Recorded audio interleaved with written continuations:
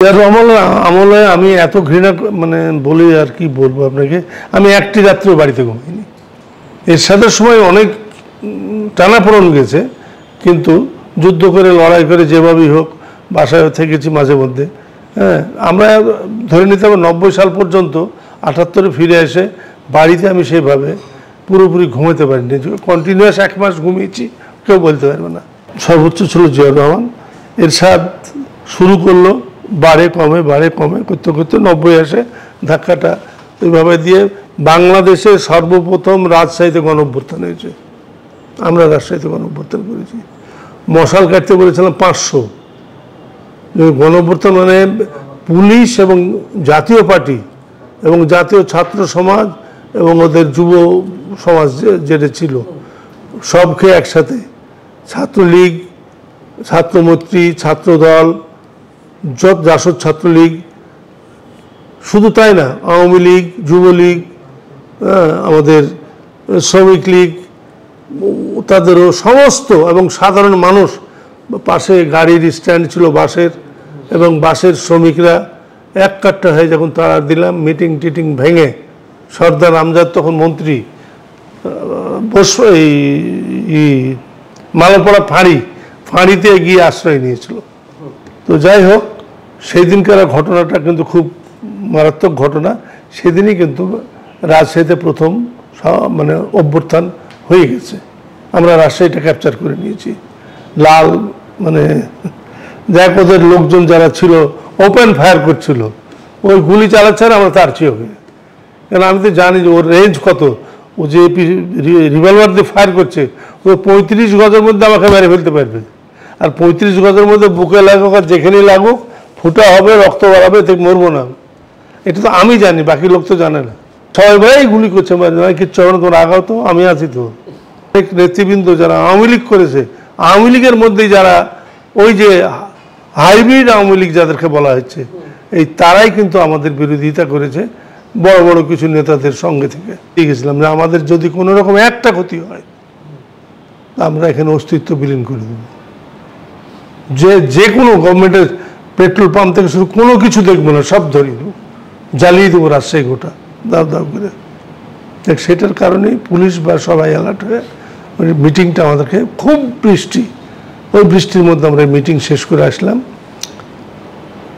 তো এইখানে যেদিন রাজশাহীতে ওরা মিছিল করে আসে, সেদিন আমরা হরতাল দিয়েছিলাম হাফবেলা হরতাল দেওয়ার পরে, তখন ওই হরতালে আমাদের তখন প্রেসিডেন্ট ছিল মনিরুজ্জামান সাহেব, আর সেক্রেটারি ছিল খায়রুজ্জামান লিটন।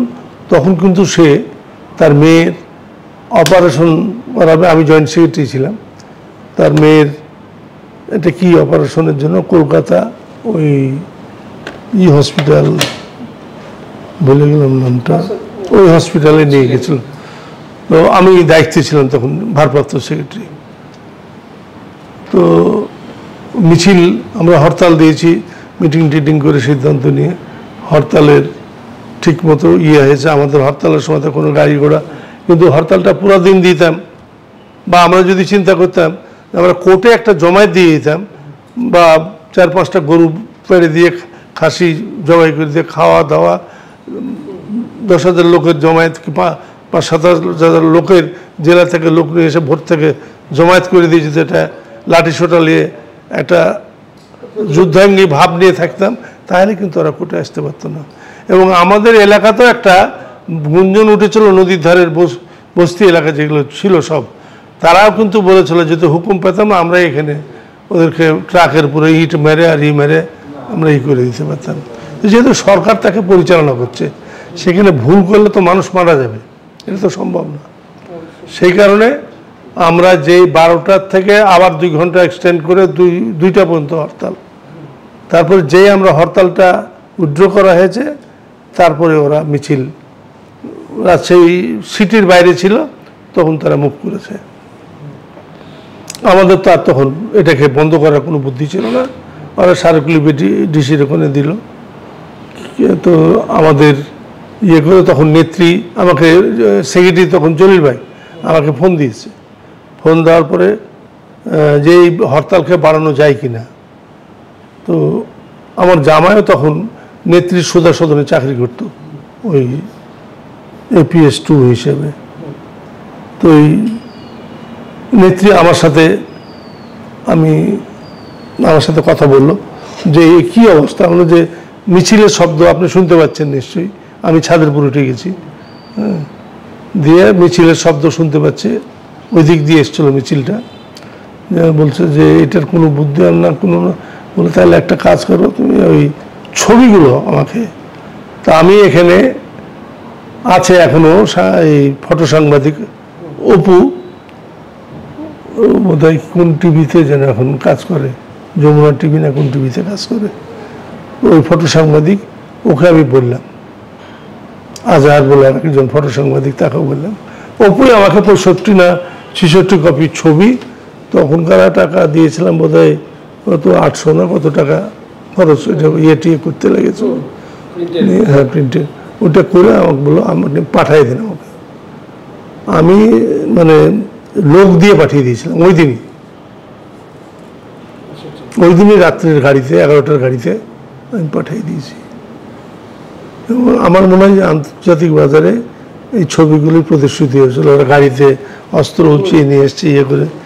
আমার কাছে তো ক্যাসেট ছিল, ওই ভিডিও ছিল তো বাংলা ব্যাগ, ওই নির্যাতনের ক্যাসেট ছিল। তো আমি তখন ওই লড়াইয়ে মানে আমরা সকলেই আওয়ামী লীগের, আমি তো একা লড়াই করতে পারবো না, আমাদের সকলেই মিলে, বিশেষ করে সেল্টুর বাড়িটা হয়েছে ওই আমাদের যে জায়গাতে এই ক্যান্টনমেন্ট, সেই ক্যান্টনমেন্টের মধ্যেই হচ্ছে ওর বাড়ি। সেই কারণে সেল্টুকে বাড়িতে ঘুমিয়েও তার শান্তি পেত না, আর বাড়িতে তো ঘুমাইতেই না কোনোদিন। হ্যাঁ, তো আমাদের অনেক ছেলেপিলেরা আজকে বলি যে রাজশাহীতে যারা ত্যাগ তিতিক্ষা করেছে, এবং যেমন আমার সাত্তার ভাইয়ের ছেলে বীর মুক্তিযোদ্ধা সাত্তার, আমরা একসাথে যুদ্ধ করছি, তার 2টা আঙ্গুল বোমে উড়ে গেছে, এই 3টে এত দূর পর্যন্ত উড়ে গেছে। তারা কোনো কর্ম পায়নি, কিছু পায়নি, আছে বাপের টিয়ে দিয়ে নিজে খেটে খুঁটে এদিক ওদিক কাজ কাম করে খাই, হ্যাঁ চলে, মানে পেট ভাতে চলে। ওই সেল্টু তাই, আরও যারা আমাদের খায়ের ব্যাংকে চাকরি করতো, রিটায়ার করেছে বলে ছেলে মেয়েগুলোকে, ছেলে তো নাই মেয়ে, তো মেয়ের তো একটা জামাই মেজর বললো, সিনিয়র হয়তো লেফটেন্যান্ট কর্নেল হয়ে যাবে। আরও অনেক নেতৃবৃন্দ ছিল তখন কাজ করেছে, তাদেরকে নিয়ে আমি কাজ করেছি। আর সবচেয়ে বড় কথা, তখন শক্তিটা আমার এলাকার মানুষ আসার পরে এই দিককার এলাকার সব মানুষ একটা ভরসা পেত যে মধ্য শহরের এর একটা শক্তি, সকলে আমাদেরকে দেখে আগিয়ে সাহস করে আগাতে পারত। এটা একটা বড় একটা অ্যাচিভমেন্ট ছিল আমার, যার কারণে আমি রাজনীতিটা করে সুযোগ পেয়েছি এলাকাবাসীর। এবং বিশেষ করে 23 নম্বর ওয়ার্ড, আমি যে ওয়ার্ডে বাস করি, 22 নম্বর ওয়ার্ড আমার শ্যালক যে ওয়ার্ডের কাউন্সিলর, বিশেষ করে এটা। আর 12 নম্বর ওয়ার্ড মানে যেখানে আমার সেল্টুদের বাড়ি, ওই বাদল খানদের বাড়ি, রুবেলদের বাড়ি আর কি, এদের ওয়ার্ডটার 12 নম্বর ওয়ার্ডের একটা অংশ, এই বাদলদের এলাকার সমস্ত ইয়াং ছেলেরা। রাখি বলে একটা ছেলে ছিল, সে কিন্তু আসলে বোমা আনতে যে গিয়ে সে মারা গেছিল আর কি। যদি বোমাটা তার হাতে থাকতো, যে অ্যাক্সিডেন্টটা করেছিল পিছের মোটরসাইকেলে ছিল, কিন্তু তাকে কিন্তু নেত্রী হসপিটালে দেখে গেছে, একবারে আনকনসাস অবস্থায় ছিল। তার পরের দিন কি সেদিনই ভোর 4টায় মারা গেছে। আসলে এরকম অনেক ঘটনাই তো আছে। লিডার, আমাদের যেহেতু 75 বছর আওয়ামী লীগের পূর্তি হচ্ছে, সেই উপলক্ষে কোনো শুভেচ্ছা জানাতে চান কিনা? কারণ আমাদের তো শেষ করার সময়। আমাদের শোনেন, আমাদের পড়ন্ত বেলা, আমাদেরও বয়স শেষের দিকে, ভুলু আমি একই বছরে এই 2-3 মাসের ছোট বড় আমরা। আমি সেদিন ওর নামের ফলক দেখলাম আর ইতে, আমি কিরে ও দেখছি 50-এ জন্ম, আমারও 50-এ জন্ম। আমার জুলাইয়ের 2 তারিখে, এর বোধহয় এপ্রিল না কোন মাসে, দেখছি তো একই। আমরা সমবয়সী দুজনেই। তো আজকে অনেকে আমাদের সাথে 71-এ অনেক শহীদ হয়ে গেছে। বঙ্গবন্ধু সহ জাতীয় 4 নেতা, বঙ্গবন্ধুর পরিবার, তাদের আত্মার মাগফিরাত কামনা করছি। এবং আগামী দিনের যে আমাদের আওয়ামী লীগের প্রতিষ্ঠা বার্ষিকী ৭৫তম প্রতিষ্ঠা বার্ষিকী হতে যাচ্ছে, আজকে সেই প্রতিষ্ঠা বার্ষিকী আস্তে আস্তে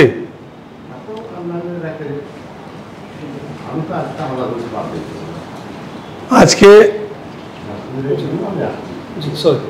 আজকে ৭৫তম জন্মবার্ষিকীতে আমি একজন বীর মুক্তিযোদ্ধা এবং আমাকে মাননীয় প্রধানমন্ত্রী সম্মানিত করেছেন এই জেলা পরিষদের চেয়ারম্যানের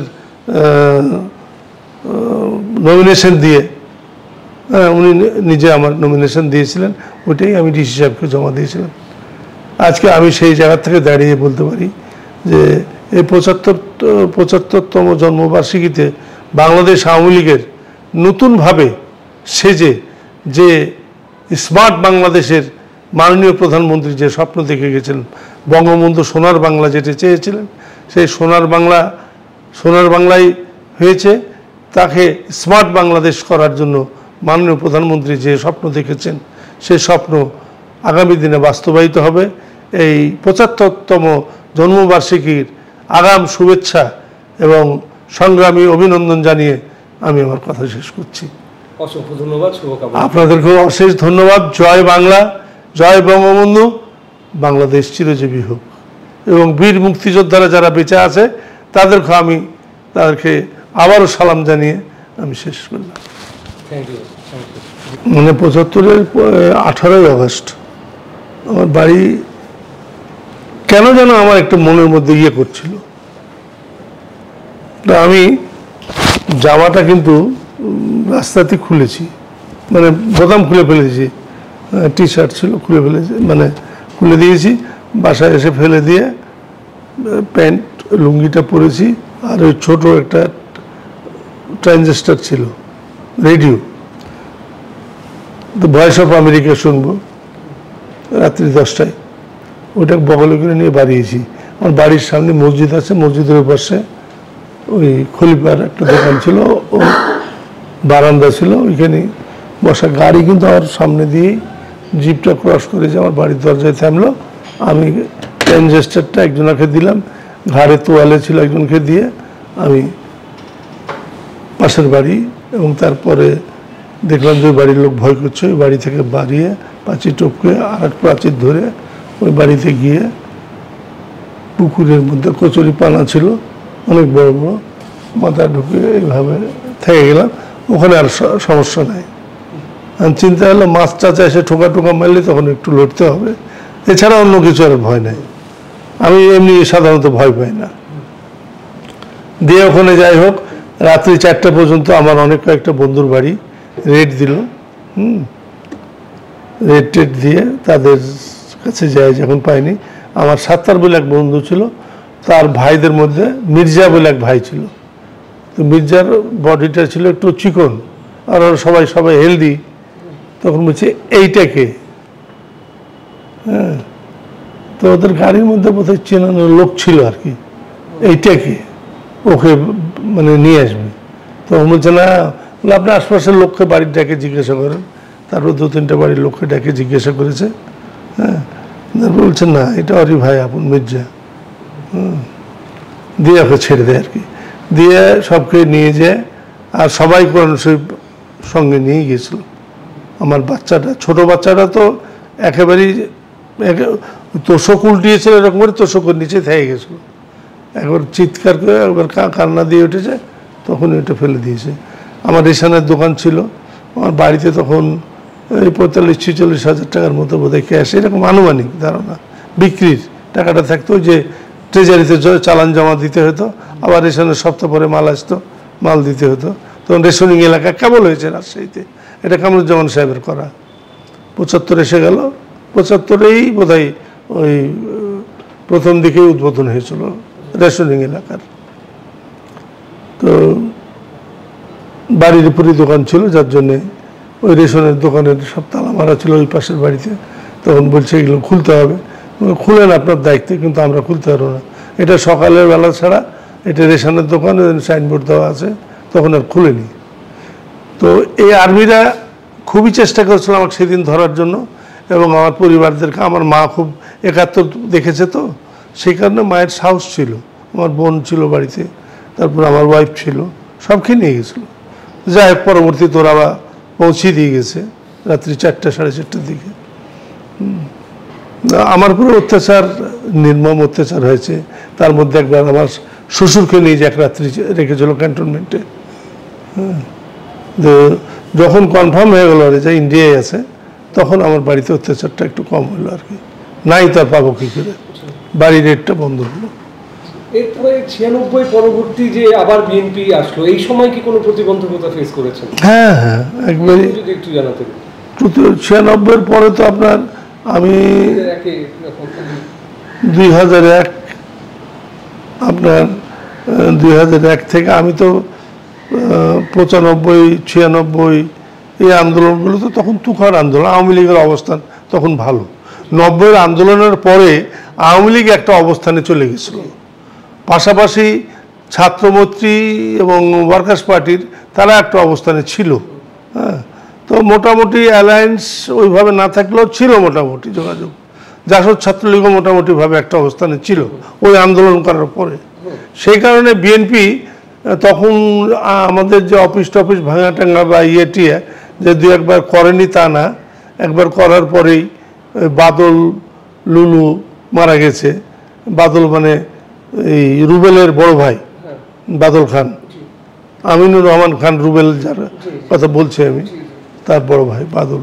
এরা সাইনবোর্ডটা কিছু করতে পারে, সাইনবোর্ডটা ভেঙে গেছিলো, দরজায় যায় দরজাটা ভেঙে এসেছিলো। ওরা বললো যে ভাই আপনি হুকুম দিলে আমরা এগুলো সব করে বলছি, কিন্তু অবশ্যই করতে হবে, এটা না করে উপায় আছে। তো বললো আপনি যাবেন এখন? আজ না, কালকে যাব। পরের দিন গেলাম, সব দেখে টেখে হ্যাঁ করো। ওরাই করলো, বাদলরাই করেছিল এটা।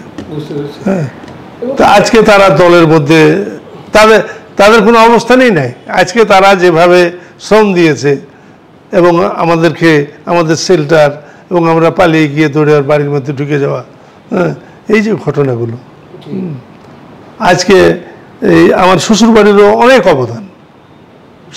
সব নেতা যে আমার শ্বশুরবাড়িতে ডেরা নিয়েছে, জেলা মহানগরীর বলছেন, তখন জেলা, আর তখন তো শহর শাখা, পরে তো সিটি হলো।